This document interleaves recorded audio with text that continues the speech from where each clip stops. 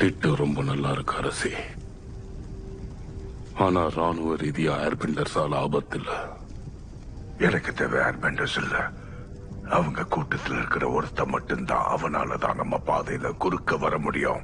அவங்க அவதாரம் இன்னும் அறிவிக்கவே இல்லையே. அதனாலதான் அவங்க எல்லாரையும் நாம கொல்லணும்.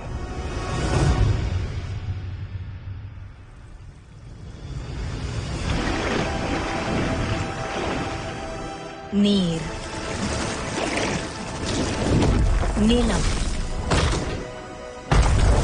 நெருப்பு,